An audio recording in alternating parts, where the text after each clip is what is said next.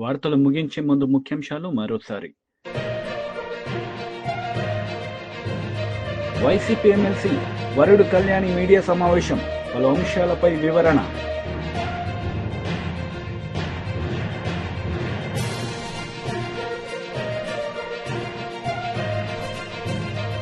మాజీ మంత్రి కేటీఆర్ మీడియా సమావేశం, సీఎం రేవంత్ రెడ్డిపై ఫైర్.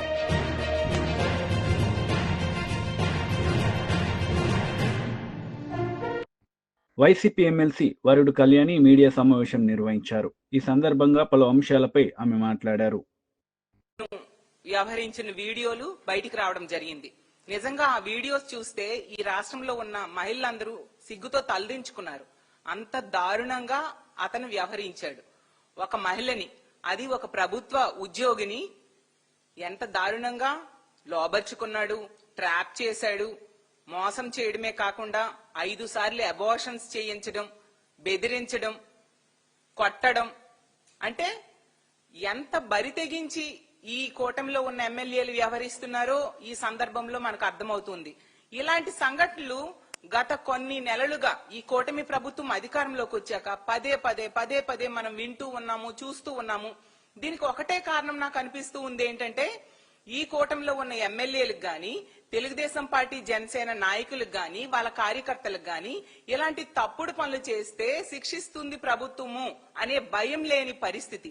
అందువల్ల ఈ విధంగా బరి తెగించి విచ్చలవిడిగా మహిళల జీవితాలతో వీళ్ళు ఆడుకుంటూ ఉన్నారు.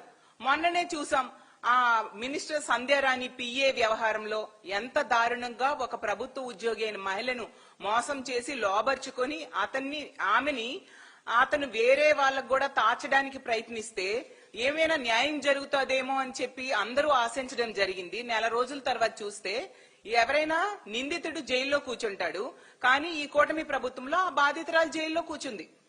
అలాంటి దారుణమైన పరిస్థితులు ఈ రాష్ట్రంలో నెలకొని ఉన్నాయి. మరి ఇలాంటి సంఘటనలు జరుగుతూ ఉంటే తప్పు చేసిన వాళ్ళని ఈ కూటమి ప్రభుత్వంలో శిక్షించకపోతే మరి ఇలాంటి వాళ్ళు ఇలాంటి తప్పుడు పనులు చేయగా ఏం చేస్తారు? అలాగే మొన్ననే చూసాం, ఒక జనసేన కార్యకర్త ఏమో స్టేజ్ మీద పబ్లిక్ గా ఒక మహిళల్ని డాన్స్ చేసుకునే వాళ్ళేదో బ్రతుకు తెరువు కోసం రికార్డింగ్ డాన్సులు చేసుకుంటూ ఉంటే వాళ్ళనేమో బట్టలిప్పి డాన్స్ చేయమని పబ్లిక్ గా చెప్పాడు. మరి అతని మీద ఏమైనా కేసు పెట్టి అరెస్ట్ చేశారా? ఈ కూటమిలోనూ ఇంతమంది నాయకులు ఉన్నారు, ముఖ్యమంత్రి గారు ఉన్నారు, పవన్ కళ్యాణ్ గారు ఉన్నారు, మహిళా హోంమంత్రి ఉన్నారు, లోకేష్ గారు ఉన్నారు. మరి ఎందుకు అతని మీద కూడా ఎటువంటి కేసు లేదు? ఇలాంటి తప్పుడు పనులు చేస్తూనే వాళ్ళ మీద కేసులు పెట్టకపోవడం వల్ల వీళ్ళు బరి తెగి మన ప్రతి సందర్భంలో చూస్తూ ఉంటే ఒక్కరి మీద కేసు లేదు, తిరిగేమో ఆ బాధితుల మీద కేసులు పెట్టే పరిస్థితి.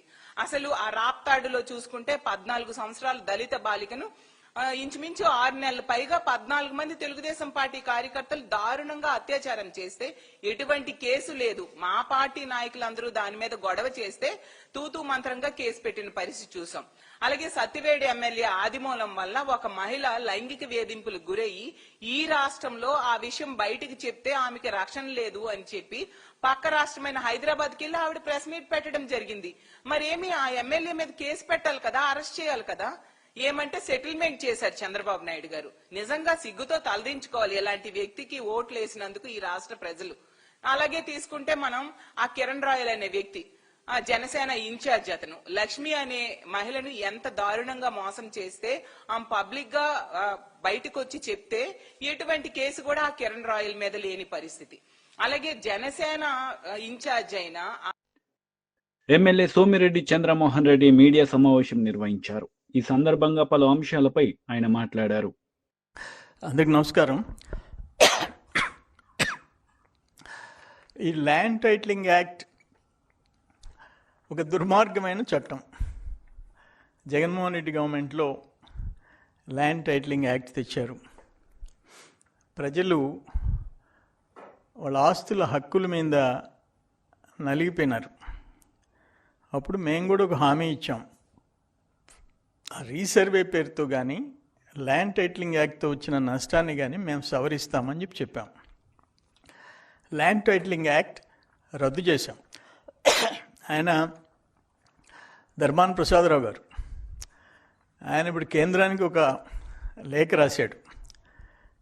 మేము ప్రజల ఆస్తులు కాపాడేదానికి ల్యాండ్ టైటిలింగ్ యాక్ట్ తెచ్చాము, తెలుగుదేశం ప్రభుత్వం దాన్ని రద్దు చేసింది, మీరు దాని మీద చర్యలు తీసుకొని అది ఇంప్లిమెంట్ అయ్యేటట్టు చూడమని చెప్పింది.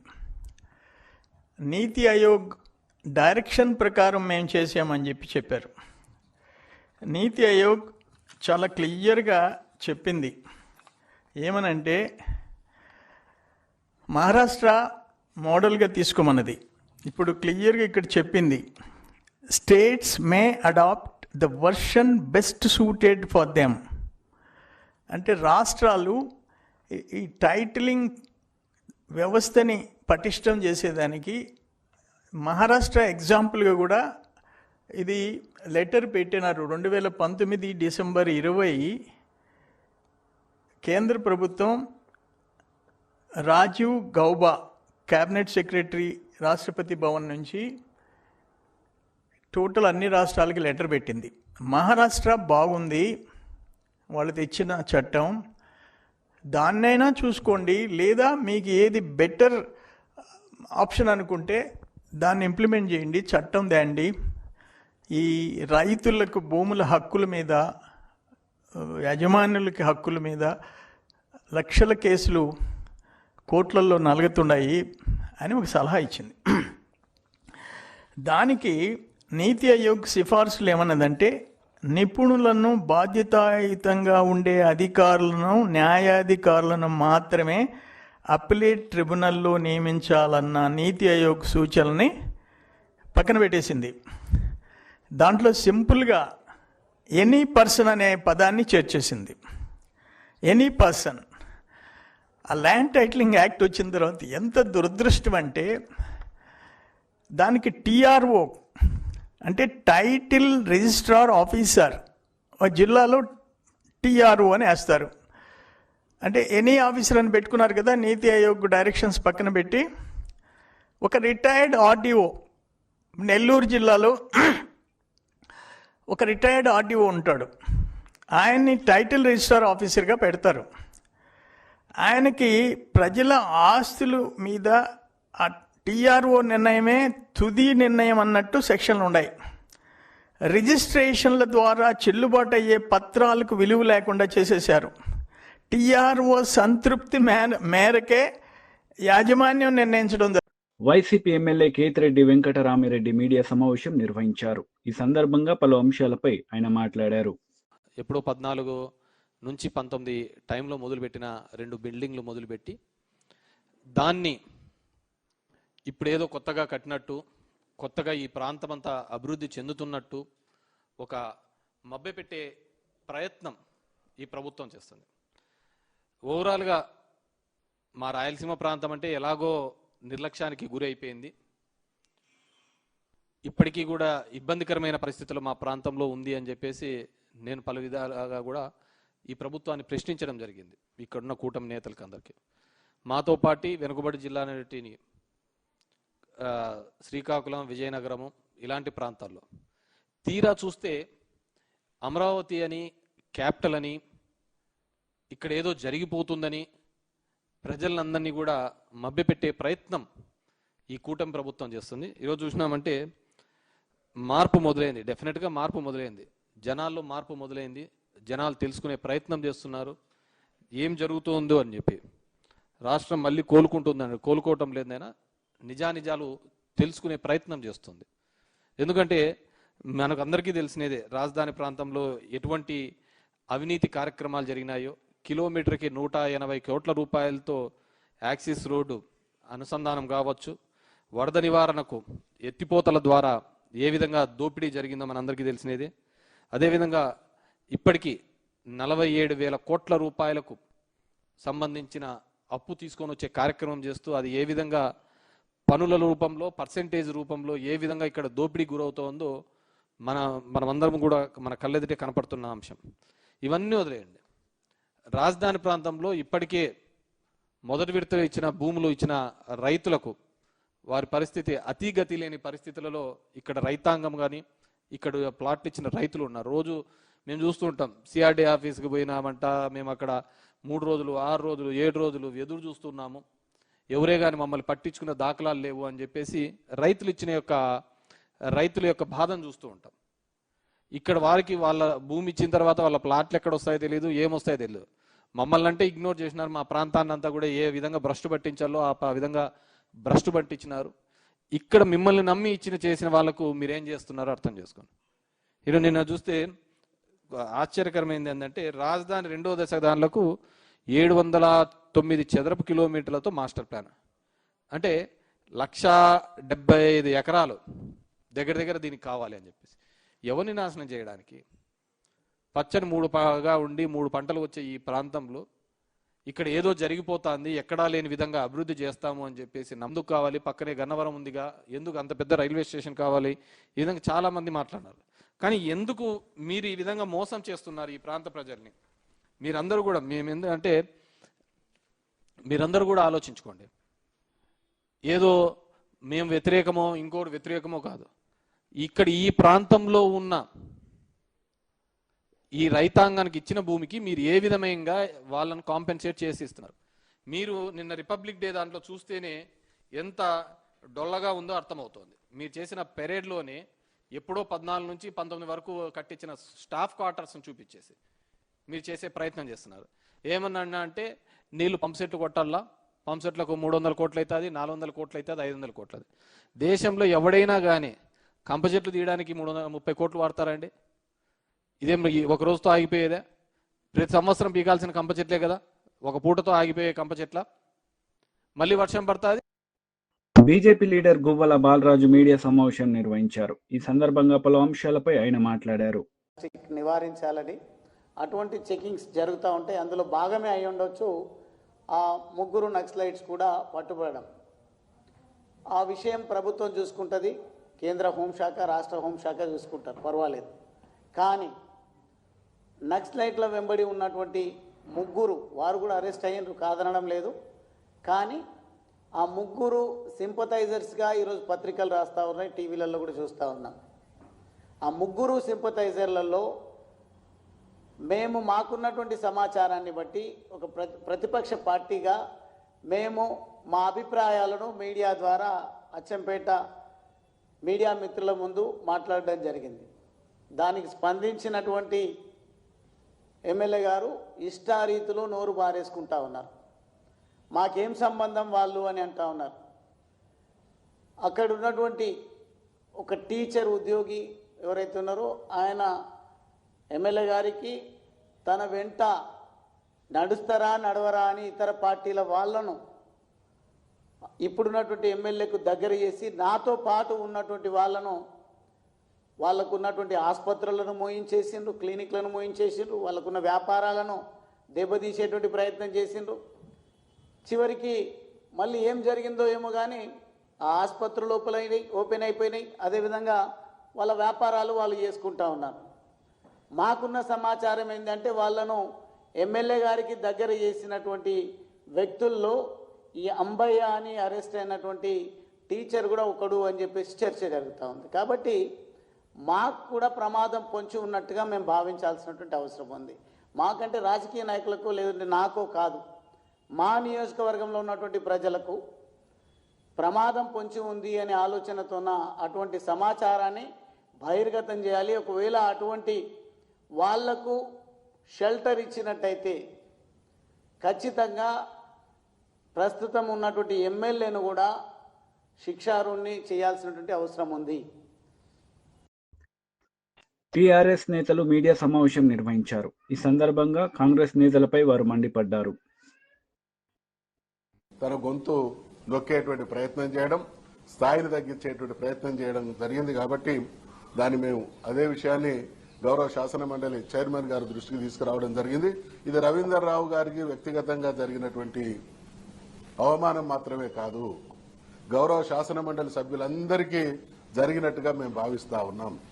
ఒక సభ్యుడిని అగౌరవపరచడం అనంటే సభలో ఉన్నటువంటి అందరినీ అగౌరవపరచడమే. కాబట్టి శాసన మండలి సభ్యుల గౌరవ మర్యాదలకు, పరువు ప్రతిష్టలకు భంగం కలిగినప్పుడు దాన్ని రక్షించేటువంటి బాధ్యత కానీ, దాన్ని రక్షించగలిగినటువంటి శక్తి కానీ ఉన్నటువంటి వ్యక్తి మా పరిషత్ చైర్మన్ గారు. కాబట్టి వారి దృష్టికి వాస్తవాలను తీసుకురావడం జరిగింది.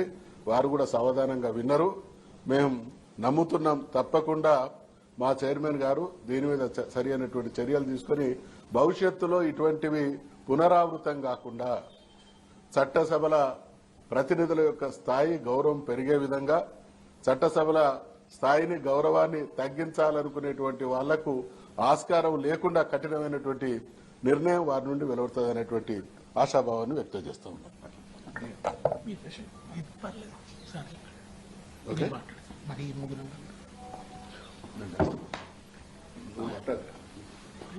ఒక మాట మాట్లాడదాం.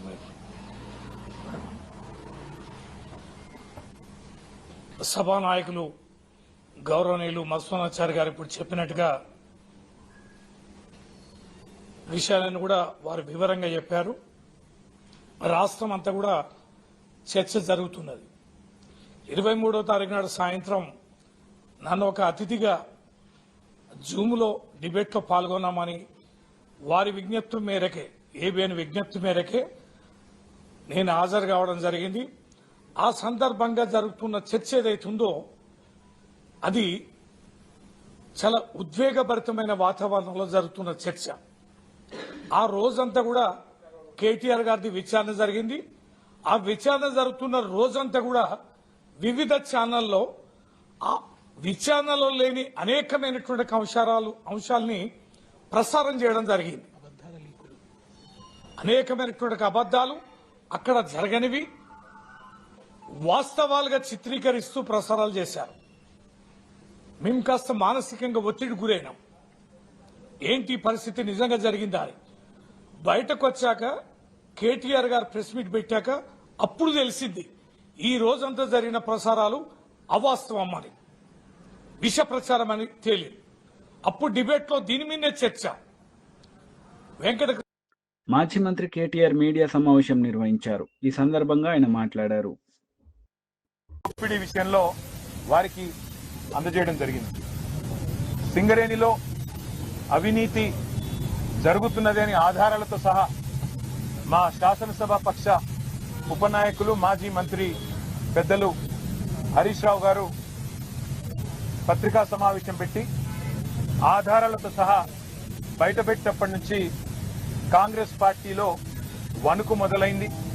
మీడియా కూడా మాకు సహకరించి ఈ కుంభకోణాన్ని పూర్తి స్థాయిలో బట్టబయలు చేసేసరికి పాలకుల గుండెల్లో రైళ్లు పరిగెడతా ఉన్నాయి. కేవలం మాట్లాడడమే కాదు, ఆధారాలతో సహా మరి ఈరోజు పూర్తి స్థాయిలో ఈ కుంభకోణాన్ని బట్టబయలు చేసినాం. సరిగ్గా దాన్ని డైవర్ట్ చేయడానికి, ప్రజల అటెన్షన్ ని దృష్టి మళ్లించడానికి విచారణ పేరిట ఇవాళ ఒకరి తర్వాత ఒకరిని పిలుస్తున్న విషయం కూడా మీకు తెలుసు. ఇవాళ సీఎం అంటే తెలంగాణలో చీఫ్ మినిస్టర్ కాదు, సీఎం అంటే కోల్ మాఫియాకి నాయకుడిగా ఇవాళ రాష్ట్ర ప్రజలు, ముఖ్యంగా సింగరేణి కార్మికులు భావించే పరిస్థితి వచ్చింది. ఇవాళ మీరు అర్థం చేసుకుంటే ఈ కుంభకోణాన్ని రాష్ట్ర ప్రజలు, ముఖ్యంగా సింగరేణి ప్రాంతంలో ఉండే మా కార్మిక సోదరులు కూడా అర్థం చేసుకుంటే చాలా స్పష్టంగా ఆధారాలతో సహా మేము బయటపెట్టిన తర్వాత, ముఖ్యంగా మేము లేవనెత్తిన కొన్ని ప్రశ్నల విషయంలో ఇప్పటి వరకు ప్రభుత్వం నుంచి ఒక్క సమాధానం కూడా రావడం లేదు. ఇక ఇట్లాంటి ముఖ్యమైన గంభీరమైన సమస్య విషయంలో స్పందించాల్సిన ముఖ్యమంత్రి గారేమో అప్పుడప్పుడు ఫుట్బాల్ ఆడుతున్నాడు సింగరేణితో, లేదా ఇవాళ విదేశాల్లో తిరుగుతూ ఏదో పాఠాలు నేర్చుకుంటున్నా అంటూ పోజులు కొడతా ఉన్నాడు. కానీ నేను వారికి గుర్తు చేస్తా ఉన్నా, ఏ వయసులో ముచ్చట ఆ వయసులో జరగాలి. చదువుకోవాల్సిన టైంలో చదువుకోక ఇప్పుడు చదువుకుంటానంటే ఏం వస్తుందో ఒకసారి వారు కూడా ఆలోచించుకోవాలి. మీరు 10 కోట్ల రూపాయల సింగరేణి సంస్థకు సంబంధించిన నిధులు దుర్వినియోగం చేసి మీరు ఫుట్బాల్ ఆటకి, ఈ రాష్ట్ర ప్రజలతో మీరు ఎలాగో ఫుట్బాల్ ఆడుతున్నారు, కానీ సింగరేణి సంస్థతో కూడా ఫుట్బాల్ ఆడుతూ 10 కోట్ల రూపాయలు దుర్వినియోగం చేసి ఈరోజు ఆ సంస్థకి తీరని అన్యాయం చేసింది ఇవాళ రేవంత్ రెడ్డి గారు. ఒక్క స్కామ్ సంబంధించి ఇన్ని ఆధారాలు బయట పెడితే కూడా ఒక్క స్కామ్ సంబంధించి కూడా ఇప్పటి వరకు పాలకుల వైపు నుంచి సమాధానం లేదు. మేము అడిగాం, స్పష్టంగా చెప్పాం, మళ్ళీ అడుగుతా ఉన్నాం. ఓబీ టెండర్ల విషయంలో, ఓవర్ బర్డెన్ టెండర్ల విషయంలో గతంలో ఎన్నడూ లేని సైట్ విజిట్ సర్టిఫికేషన్, అంటే మీరు సైట్ మీదకి రావాలి, అక్కడికి వచ్చినట్టు సర్టిఫికేట్ తీసుకోవాలి అనే నిబంధన పారదర్శకతకు పాతర వేసి ఎందుకు పెట్టినారు, గతంలో ఎన్నడూ లేని విధంగా ఇది ఎందుకు పెట్టారంటే ఇంతవరకు సమాధానం లేదు. భారతదేశంలో ఎక్కడా ఏ కోల్ గనిలో లేని ఏ బొగ్గు గనిలో లేని నిబంధన ఇక్కడనే ఎందుకు పెట్టినారు అంటే ఇంతవరకు సమాధానం రాదు. అట్లాగే నిజంగానే 2018 నుంచి 2024 వరకు ఈ నిబంధన గనక కేంద్ర ప్రభుత్వం ఒకవేళ సిఫారసు చేసి ఉంటే ఆ రోజున్న బీఆర్ఎస్ ప్రభుత్వం అమలు చేయలేదు. అన్ని టెండర్లను కూడా ట్రాన్స్పరెంట్ గా మేము పిలిచినాం. అందుకే ఆ రోజు అన్ని మైనస్ టెండర్లు వచ్చినాయి. ఎస్టిమేటెడ్ కాస్ట్ కంటే తక్కువ ఖర్చుకే సింగరేణికి డబ్బులు ఆదా చేస్తూ ఆ రోజు జరిగిన మాట వాస్తవమా కాదా? మరి ఆ రోజు ఆ టెండర్లలో లేని షరతు మీ ప్రభుత్వం వచ్చిన తర్వాత ఈ సైట్ విజిట్ సర్టిఫికేషన్ అనే విధానం ఎందుకు పెట్టారు? ఎవరికి? నమస్కారం, వార్తలకు స్వాగతం. ముందుగా ముఖ్యాంశాలు. వైసీపీ ఎమ్మెల్సీ వరుడు కళ్యాణి మీడియా సమావేశం, పలు అంశాలపై వివరణ.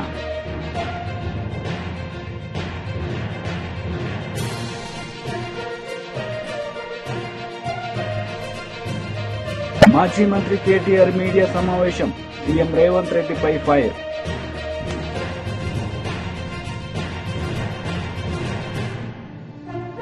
ఈ వార్తలు ఇంతటితో సమాప్తం. తిరిగి ప్రసారమయ్యే వార్తల్లో మళ్ళీ కలుద్దాం. అంతవరకు సెలవు. నమస్తే.